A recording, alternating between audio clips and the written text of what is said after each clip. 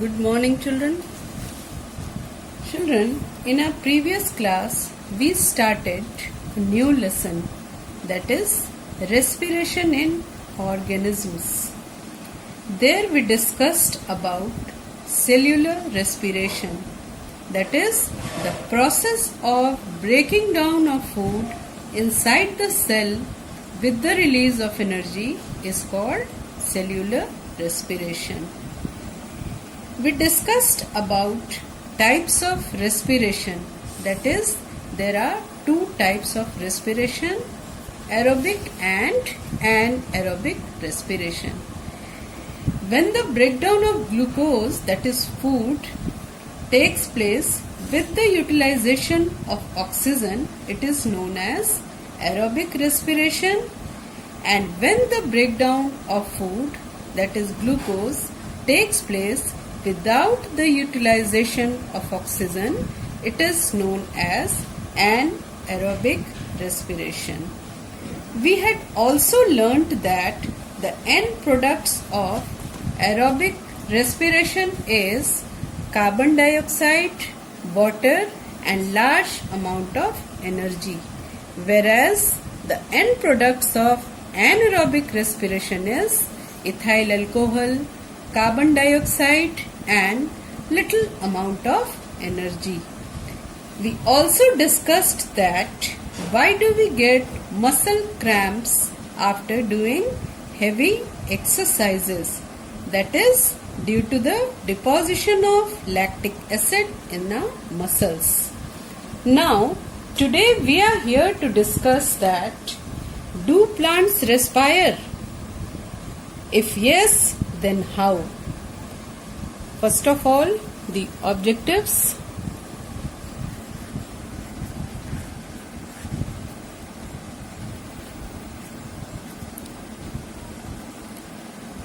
At the end of this class, we will be able to answer how respiration takes place in plants.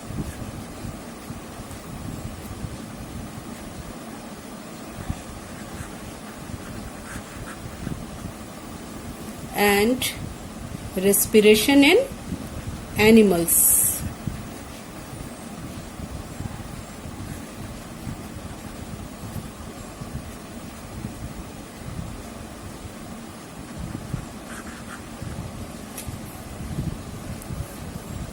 Now we are here to discuss that do plants respire? If yes, then how?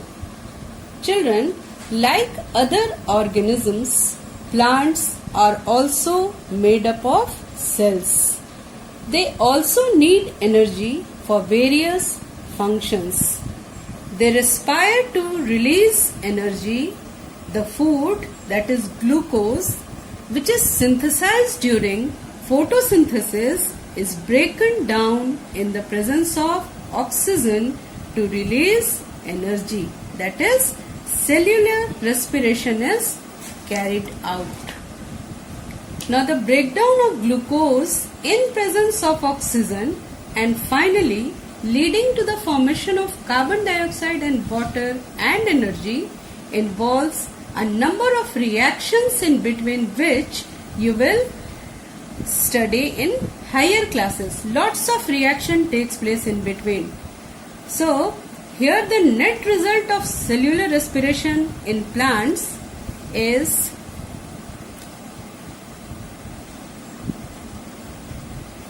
the respiration in plants in the equational form. You can show that glucose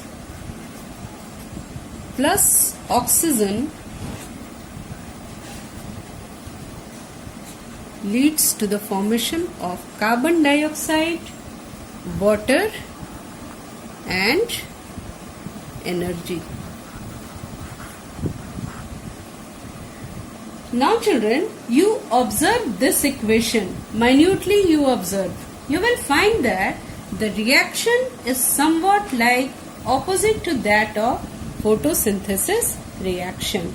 See here, the end products in case of respiration The end products are carbon dioxide, water and energy. And the reactants are glucose and oxygen. But you might have remembered that during photosynthesis, carbon dioxide, water and the energy, that is the solar energy, are the reactant, whereas the glucose and oxygens are the product that is formed after the process of photosynthesis. Now, what is the process of respiration in plants? In plants, each part can independently take in oxygen from the air and give out carbon dioxide. Plants do not have any specific organs for that. As in case of human beings, we have nose, lungs, etc. for taking in oxygen and giving out carbon dioxide. Plants simply use the simple process of diffusion for exchanging the gases like oxygen and carbon dioxide. So suppose that in case of leaves, you see, in leaves,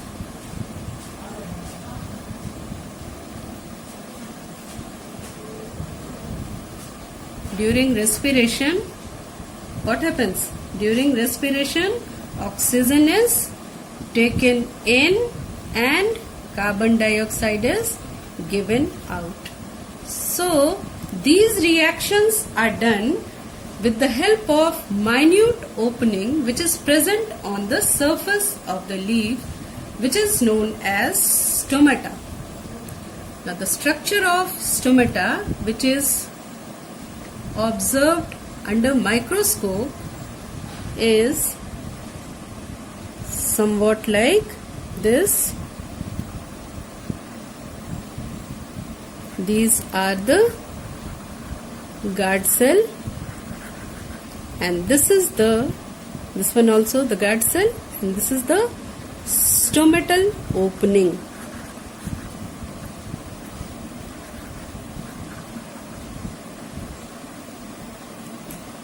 The leaves of the plants have very small pores which are known as stomata, and the exchange of gases like oxygen and carbon dioxide in the leaves takes place through the stomata during respiration. So, this is the case what happens in leaves. How the stomata takes in oxygen and gives out carbon dioxide, that is, exchange of gases is done with the help of stomata in case of leaves. In branches, what happens? Suppose that in branches, you can say in woody plants, when their plants are woody, they are having pores on their surface which is known as lenticels. They are having pores in case of woody branches.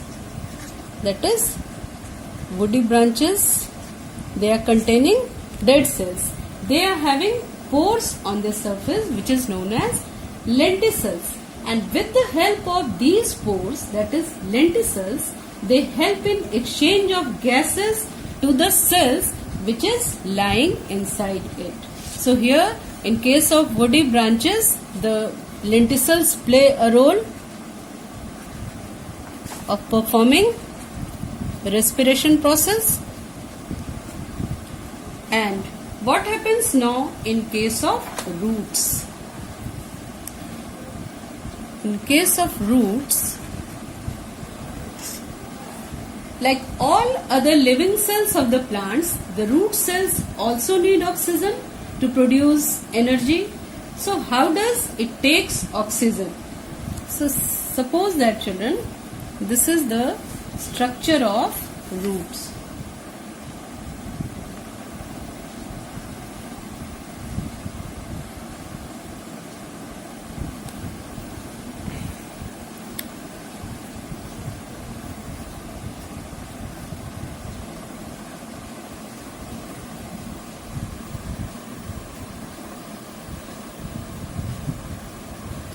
This one is the root hair.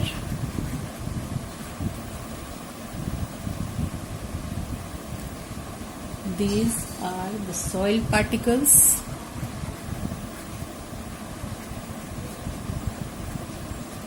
And these are the air spaces. So, see here, this one is the root hair. These are the soil particles, and this one is the spaces between the soil particles. They are the air spaces. So what happens here? Like all other living cells of the plant, the root cells also need oxygen to produce energy. Now roots take up air from these air spaces which is present between the soil particles. Now this is the reason why the plant is overwatered. Then what happens? It dies. If the plant is overwatered, then it dies, because the air spaces which is in contact with the soil particles, which they are having the air spaces, actually the air spaces are filled with water and the root hairs are unable to absorb air from the soil particles. That's why it dies. So in case of plants, the respiration is performed by leaf, by lenticels, then the root hairs which is present in the soil. Now we will proceed towards the respiration in animals. Respiration in animals. Now children, in small organism you can say like amoeba or hydra. Amoeba or hydra, the respiration takes place mainly through the body surface. Entire body surface plays a role in performing the respiration process, and the process is only by diffusion. That is, with the help of the diffusion process, that is diffusion process is what? The movement of the molecules from higher concentration to lower concentration. Here also, one thing I missed children, one thing, that in leaves or in roots or in woody branches, the gaseous exchange is done only with the help of the diffusion process. That is the movement of the molecules from higher concentration to lower concentration.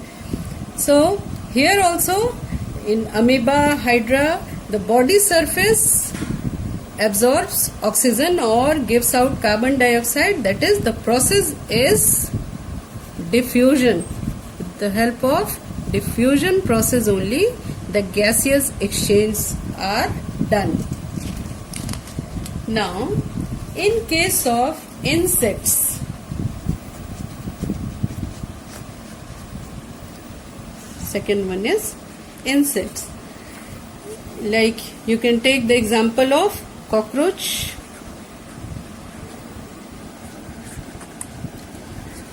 There are small openings present on the side of the body of these insects, and these openings are known as spiracles. That is, the structure is somewhat like this. Suppose that this is the minute opening, and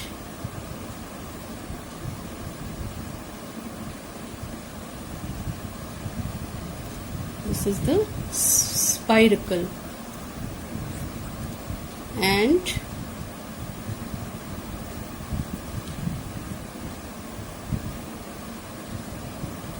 these are the structure of trachea. Spiracles lead into a tubular structure which is known as trachea, and these openings are known as spiracles. These leads into a tube-like structure which is known as trachea for exchange of gases. And what happens here? oxygen-rich air rushes through the spiracles into the tracheal tubes. From there, it diffuses into the body and reaches every cell of the body. After that, what happens? Carbon dioxide in the same process.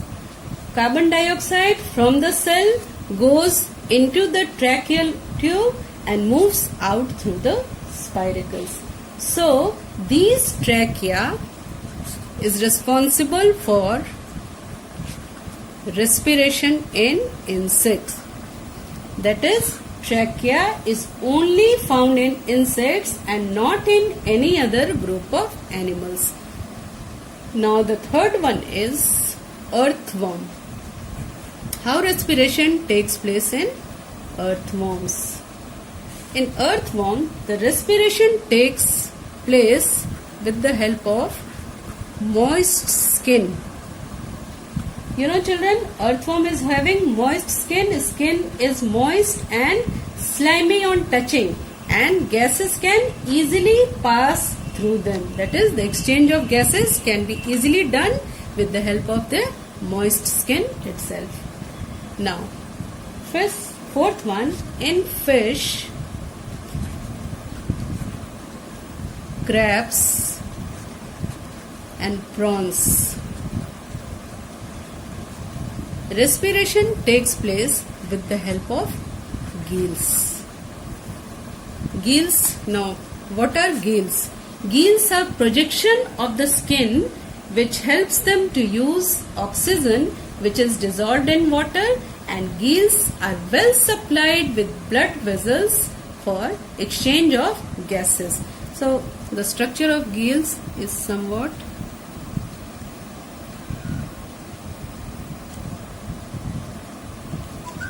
like this.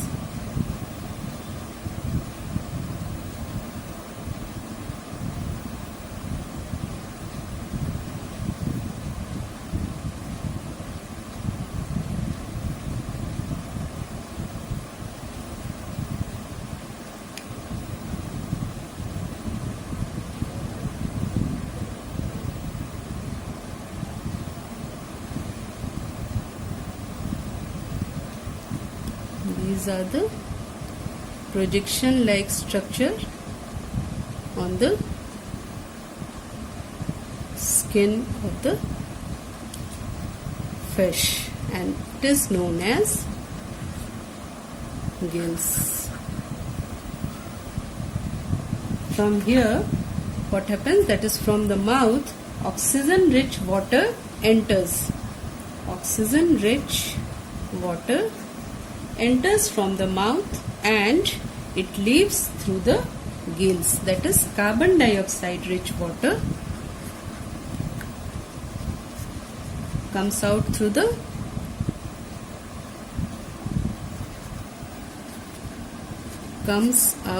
these gills. So from here, that is from the mouth of the fish, it enters and it leaves. Carbon dioxide leaves through the gills which is present. It is simply just like projection of the skin which helps them to use oxygen which is dissolved in water, and gills are well supplied with blood vessels, that is, which is helpful in exchanging the gases. Now some animals have well developed spongy organs, for that is known as, some animals have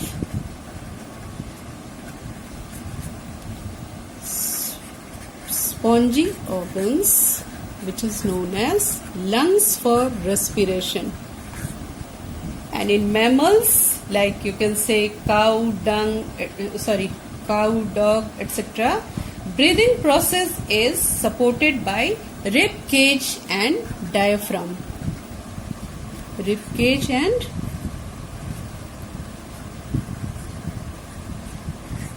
diaphragm. So in our next class, children, we will learn how respiration takes place in human beings, and the breathing process also we will learn in our next class. Now you first note down your home assignment.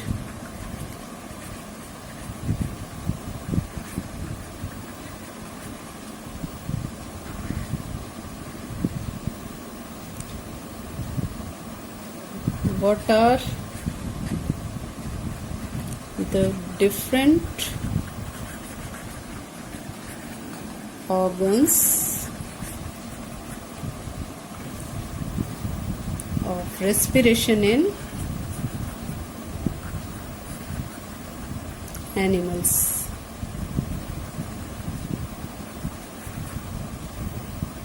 Write with examples.